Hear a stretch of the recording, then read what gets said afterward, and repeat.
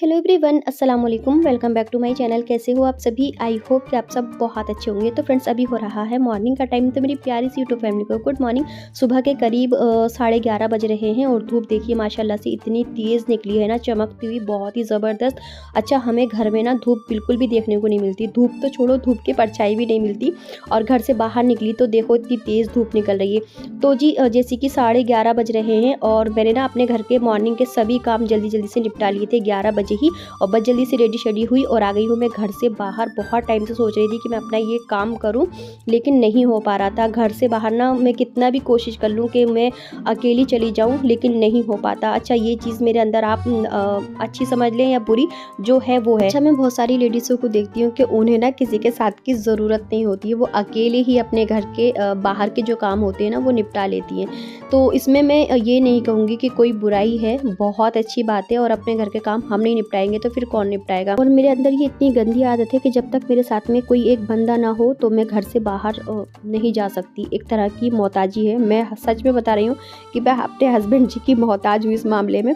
तो बहुत टाइम से सोच रही थी कि हस्बैंड जी की छुट्टी हो तो मैं अपना ये काम निपटाऊँ, लेकिन उनकी छुट्टी तो नहीं हुई। कल रात से क्या हुआ कि उनको बहुत ज़्यादा हाई फीवर, नज़ला, सर में दर्द और उनको ना कोल्ड हो गया। तो उनकी कल से रात से बहुत ज़्यादा तबीयत ख़राब है। तो आज वो इस तबीयत ख़राब की वजह से ना छुट्टी में ही है, तो वो तो नहीं आ पाए मेरे साथ में। तो मैंने कहा हमज़ा से कि हमज़ा बेटा तुम मेरे साथ में चलो और आज इस ज़रूरी काम को हम निपटा ही देते हैं। फाइनली जो मैं ज़रूरी काम करने आई थी वो मेरा हो गया है और मैं बैंक से बाहर आ गई हूँ और वापस से जा रही हूँ अपने घर।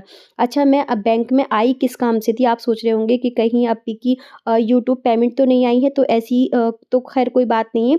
मैं गई थी बैंक में स्विफ्ट कोड लेने के लिए। तो वैसे तो हमने स्विफ्ट कोड का अपने मोबाइल पर ही पता निकाल लिया था, लेकिन कहीं न कहीं दिल में ये डर था कि अगर एक भी मिस्टेक हो गई, अगर हमारे एडसेंस में एक भी वर्ड्स की मिस्टेक हो जाती है ना, तो फिर सारे करे धरे पर ना पानी फिर जाता है। मतलब एक तरह से हमारी मेहनत सारी बर्बादी हो जानी है। तो इसी डर की वजह से मुझे बैंक जाना पड़ा और मैंने जो कोड निकाला था ना सेम वही था। तो ख़ैर कोई बात नहीं, अब दिमाग की जो टेंशन है ना वो निकल गई है फाइनली। और फिर उसके बाद में मैं घर आई। घर आने के बाद में हमने अपने एडसेंस में वो कोड लगाया। और जी अभी हो रहा है शाम का टाइम, तो मैं कर रही हूँ रात के खाने की तैयारी। और मैं वहाँ से लौटते में ही ना सब्ज़ी लेकर आई थी। तो ये मुझे थोड़ी-सी अलग सी हटकर ना मुझे फलियाँ दिखाई दी सेम की। तो मैंने सब्ज़ी वाले भैया से बोला कि भैया ये कौन-सी फलियाँ हैं? तो उन्होंने कहा ये सेम की फलियाँ हैं। तो मैंने कहा भैया सेम की फलियाँ तो ऐसी नहीं होती हैं। तो मैंने ना पहली बार अपनी सिटी में कुछ इस तरह से अलग सी हटकर मतलब सेम की फलियाँ देखी हैं, वरना हमारे यहाँ ना पतली-पतली और चौड़ी-चौड़ी मिलती हैं। तो मैंने सब्ज़ी वाले भैया से बोला कि हमारे यहाँ तो ऐसी नहीं मिलती, ये वाली मिलती हैं। उनके पास ना वो भी रखी थी। तो बोले ये भी सेम की फलियाँ ही हैं और इस बार ना आप इन वाली फलियों को लेकर जाओ और बनाकर देखो, इनका टेस्ट इससे भी ज़्यादा अच्छा होगा। तो मैंने कहा ठीक है आप दे दें। तो फिर मैं लेकर आई और फिर मैंने आपको भी दिखाया और फिर मैंने उनको वॉश किया, फिर कट किया। कट करने के बाद में अब बस मैं ना बना रही हूँ। तो आज मैं बनाऊँगी सेम की फलियाँ आलू, और सच में बहुत ज़बरदस्ती रेसिपी है ये, आप भी इस तरह से ज़रूर ट्राई करना। तो बस सरसों का ऑयल मैंने गरम किया, उसके अंदर मैंने ज़ीरा डाला, प्याज़ डाली, उसको हल्का-सा लाइट गोल्डन फ्राई किया। उसके बाद मैंने ये फलियाँ जो कट की थी वो मैंने डाल दिए। और फिर उसके बाद मैंने इनको ना अच्छे से ऑयल में डालकर फ्राई किया। फिर मैंने डाल दिया लहसुन अदरक का पेस्ट। और इन फलियों को मैंने कट करने से पहले भी धोया था और कट करने के बाद भी धोया। मेरा दिल नहीं माना ना इस वजह से। थोड़ी-सी सब्जियों में ना मिट्टी सी लगी हुई होती है, तो वो इस वजह से। और फिर उसके बाद देखिए मैं डाल रही हूँ यहाँ बेसिक से मसाले जो कि हमारे रोज़मर्रा के होते ही हैं। लाल मिर्च पाउडर, हल्दी पाउडर, धनिया पाउडर, नमक टेस्ट के हिसाब से। और मैंने इसके अंदर हाफ़ टी स्पून डाला गरम मसाला जो कि मेरे घर का होममेड ही है। और इससे बहुत अच्छा-सा टेस्ट आता है सब्जियों में। और इस वक़्त जो है ना सर्दियाँ आ गई हैं, तो सब्जियों का बस क्या ही बताऊँ, बहुत अच्छी एकदम फ्रेश ज़बरदस्त सी आ रही हैं। और सब्जियाँ इतनी सारी आ रही हैं, इतनी वैरायटी की हैं कि हर रोज़ अगर डेली भी हम सब्जियाँ बनाएँगे तो कमी नहीं होगी।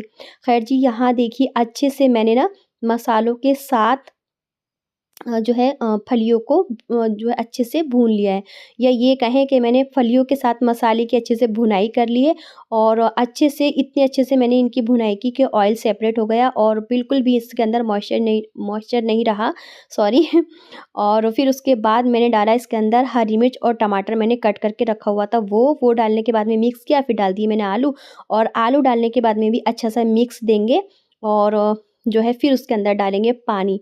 और पानी जो है ना मैं इतना डालूँगी कि अच्छे से जो है ना आलू भी पक जाएँ और फलियाँ जो हैं वो भी गल जाएँ। तो जो है ना अगर थोड़ी-सी भी कचरी-सी रह जाती है ना, मतलब इनके अंदर कचरापन रह जाता है, अ, तो फिर मेरे बच्चे खाने में ना बहुत ज़्यादा निक-निक करते हैं, ख़ासकर फलियाँ वग़ैरह जो होती हैं वो। ख़ैर दोपहर से लेकर अब मैं ना शाम के टाइम में मैंने वीडियो शूट किया, क्योंकि मैं बैंक से आने के बाद में घर आई, और घर आने के बाद में जल्दी-जल्दी से मैंने दोपहर का लंच बनाया, सभी को खिलाया-पिलाया। उसके बाद मैं चली गई थी पोस्ट ऑफ़िस, क्योंकि मुझे अपने बच्चों के आधार अपडेट कराने थे। तो फिर वहाँ जाने का भी कोई फ़ायदा नहीं रहा, पूरा दिन मेरा निकल गया भाग-दौड़ करने में ही। और फिर जो है ना मैं वहाँ गई तो उन्होंने वहाँ पोस्ट ऑफ़िस के जितने भी वर्कर थे उन्होंने कहा कि आप मंडे में आना। अच्छा, ये व्लॉग है मेरा सैटरडे का, ठीक है? तो फिर वापस आई, फिर सब्ज़ियाँ लेती हुई आई थी, फिर उसके बाद में मैंने देखी फिर सब्ज़ियाँ बनाई, मतलब चाय नाश्ता वग़ैरह थोड़ा-सा रेस्ट किया, फिर शाम की चाय वग़ैरह पी, फिर जो है मैंने ये सब्ज़ियाँ वग़ैरह लाई तो फिर इसको बनाया। बहुत अच्छी, बहुत ज़बरदस्ती बनाई थी, और मैंने ना थोड़ी-सी सूखी-सूखी सी बनाई थी, एकदम खुश्क। और फिर आटा वगैरह गूँध कर रोटी बनाई, फिर सभी का रात का डिनर लगा दिया। आ जाइए फ्रेंड्स, आप सभी हमारे साथ में डिनर कर लीजिए। और सच में वाक़ई ना ये सब्ज़ी इतनी मज़े की बनी थी ना, बहुत ज़बरदस्त बनी थी। ऊपर से थोड़ी-सी दाल भी आ गई थी, तो साथ में वो भी हमने ले लिए। सभी का डिनर हो गया है, तो उसके बाद काफ़ी टाइम से रखी हुई थी मेरी मलाई, बहुत टाइम से मैं मलाई स्टोर कर रही थी, करीब 1 से डेढ़ महीना हो गया था। तो फ्रीज़र में रखी हुई थी, तो मैंने सोचा चलो आज मैं ना इसको भी निकाल लेती हूँ, क्योंकि घी की ना सर्दियों में बहुत ज़्यादा ज़रूरत होती है, खिचड़ी, तायरी वग़ैरह खाओ या पराठे वग़ैरह। तो वैसे भी मेरे बच्चों के मुँह में जो है ना खिचड़ी, तायरी बिना मतलब चावल जो हैं घी के निकलते ही मतलब निगलते ही नहीं है, मतलब हलक से नहीं उतरते हैं, ऐसा कहो। तो ख़ैर जी, उसके बाद मैंने मलाई निकाल ली, और मैंने सोचा चलो थोड़ी-सी रूम टेम्परेचर पर आ जाए, क्योंकि बहुत ज़्यादा ना ठंडी हो रही थी, एकदम चिल्ड। तो फिर उसके बाद में रात के डिनर के बाद में किचन बहुत ज़्यादा मेसी हो रहा था, तो मैंने कहा चलो पहले अपने किचन को क्लीन कर लेती हूँ। तो ये जो चूल्हे मतलब स्टैंड, तो इनको मैंने वॉश कर लिया, और पानी टपक रहा था, मैंने सोचा चलो कपड़े से पोंछ कर साफ़ कर लेती हूँ, और अच्छे से मैंने किचन को क्लीन कर लिया है। अच्छा, जब मैं किचन को क्लीन करती हूँ, साथ ही साथ जैसे कि मैं लाइटर और जो चिमटा वगैरह होता है या पकड़ वगैरह होती है ना, साथ-साथ इसको भी मैं साफ़ कर लेती हूँ। और अब देखिए एक ही डायरेक्शन में हमें मलाई को चलाते रहना है, चलाते रहना है। 10 से 15 मिनट की मेहनत लगती है, उसके बाद बहुत अच्छे से हमारा मक्खन जो है मलाई से अलग हो जाता है, और ये पानी अलग हो जाता है, ठीक है? पानी डालना होता है थोड़ा-सा, पानी डालकर मक्खन को चलाओ तो पानी अलग और मक्खन अलग हो जाता है। और फिर मैंने उस पानी को फेंक दिया, फिर इसको मैंने दोबारा से पानी मैंने इसके अंदर ले लिया है। तो इसी तरह से ना हमें 2 से 3 बार मक्खन को वॉश करना है पानी से, और फिर बहुत सिंपली तरीके से जो है ना पानी को निकाल देना है, और फिर रख देना है गैस पर मक्खन को मेल्ट होने के लिए, तो पिघलाने के लिए मतलब। तो बस देखिए यहाँ मैंने बहुत अच्छे से मक्खन को वॉश कर लिया है। इससे ये होता है, वॉश करने से किसी भी तरह की स्मेल होती है तो वो निकल जाती है। और जी एक कमेंट आया है जिसका कि मुझे जो है ना मतलब अच्छा भी नहीं लगा, और बहुत सारे लोगों के मन में सवाल भी होगा, तो मैंने सोचा चलो आज इसको भी जो है ना क्लियर कर लेती हूँ।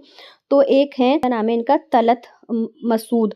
इन्होंने कमेंट किया है, आपके भाई आपके साथ में क्यों रहते हैं? वन रूम वन हाउस में आप लोगों की कोई प्राइवेसी नहीं है? तो डियर, ऐसा नहीं है। क्या एक भाई अपनी बहन के घर नहीं रह सकता, या एक बहन अपनी भाई के घर नहीं रह सकती? ये क्या बात हुई? मेरा भाई इस वक़्त मुसीबत में है, परेशानी में है, तो मेरे पास में वो रह रहा है, और ये समझो कि इस वक़्त मेरे सिवा उसका कोई दूसरा सहारा नहीं है। इस बुरे वक़्त में अगर मैं अपने भाई का साथ नहीं दूँगी तो फिर कौन देगा? रही बात प्राइवेसी की, तो कल ही तो मेरी शादी नहीं हुई, ऐसा नहीं है कि मैं कल परसों ही मेरी शादी हुई है, या मैं नई नवेली दुल्हन हूँ। हमें ज़रूर ही मतलब हस्बैंड वाइफ को तन्हाई चाहिए, हमें अकेलेपन की ज़रूरत है, तो ऐसा नहीं है। माशाल्लाह से मेरे काफ़ी बड़े-बड़े बच्चे हैं और मेरा भाई इस वक़्त इतनी मुसीबत में है। मैंने आपको बताया ही कि अभी पीछे कि अभी ज़्यादा दिन नहीं हुए मेरे भाई की वाइफ़ को ख़त्म हुए हुए, ठीक है? तो मेरे भाई की वाइफ़ की डेथ हो गई है और बच्चे जो हैं वो ज़्यादातर शुरू से ही मतलब वो ननिहाल में ही रहे हैं। तो मेरा भाई रेंट पर रहता था, किराए पर अपने बीवी बच्चों के साथ में, ठीक है। जैसे ही मेरी भाभी का इंतकाल हुआ तो मकान मालिक ने घर खाली करा दिया, बच्चे अपनी नानी के यहाँ चले गए, तो बताओ मेरा भाई कहाँ जाएगा? अम्मी के यहाँ भी रह सकता है वो, लेकिन ये है कि अम्मी के पास या साथ में कह लीजिए कि मेरी बहन रहती है और बाकी सारे भाई अपने-अपने घर रहते हैं, तो वहाँ भी इतनी जगह नहीं है कि वो वहाँ रह सके। तो मैं उसको अपने घर पर रख रही हूँ, तो इसमें क्या दिक्कत है आप बताएँ? हैं इसमें मतलब बहुत बुरा-सा लगता है। पहले जो है हमारे मकान मालिक ने इस पर सवाल उठाया कि आप अपने भाई को मत रखो, नहीं तो आप अपने घर का इंतज़ाम कर लो। फिर उसके बाद में मेरे आस-पड़ोसी ने भी कहा कि आपका भाई आपके यहाँ क्यों रह रहा है? और फिर मेरे कमेंट भी आए, इसके अलावा भी मतलब 1-2 कमेंट आए कि आपकी भाभी के मतलब आपके भाई के बच्चे कहाँ हैं? आपका भाई आपके यहाँ क्यों रह रहा है? तो देखिए, मैं यही कहूँगी कि मेरा भाई है, वो मेरा अपना खून है और मेरा भाई अगर मेरे पास में रह रहा है तो आपको क्या दिक्कत है? मैं अपने सभी सब्सक्राइबरों को नहीं बोल रही हूँ ये चीज़, लेकिन हाँ, मुझे थोड़ा-सा ना बुरा भी लगा और गुस्सा भी आया कि क्या एक भाई बुरे वक़्त में अपनी बहन के घर नहीं रह सकता या एक बहन अपने भाई को बुरे वक़्त में अपने घर नहीं रख सकती, उसको सपोर्ट नहीं कर सकती। देखो इस वक़्त इस बुरी घड़ी में ना अल्लाह ताला किसी पर भी ऐसा वक़्त ना लाए, इस बुरे वक़्त में उसको बहुत ज़्यादा प्यार और सपोर्ट और सहारे की ज़रूरत है, जो कि मैं पूरी-पूरी कोशिश कर रही हूँ कि हाँ, मैं अपने भाई की सपोर्ट कर सकूँ, उसका सहारा बन सकूँ। सहारा बनने से मतलब ये है कि उसको एक समझाने वाला होना चाहिए, उसको प्यार से समझाने वाला होना चाहिए। अ, उसका जो है ना जोड़ा बिछड़ा है, ठीक है?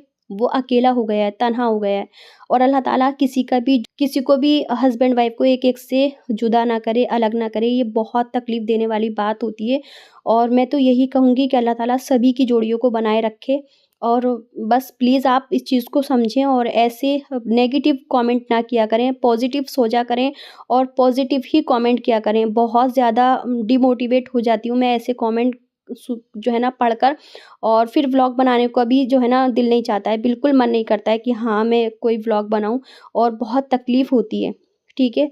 तो देखो इतना बुरा वक़्त चल रहा है तो क्या हम मतलब अपनी प्राइवेसी को ये कहें कि क्या हम अपने जज़्बात को मतलब रोक नहीं सकते या अपने ऊपर कंट्रोल नहीं कर सकते?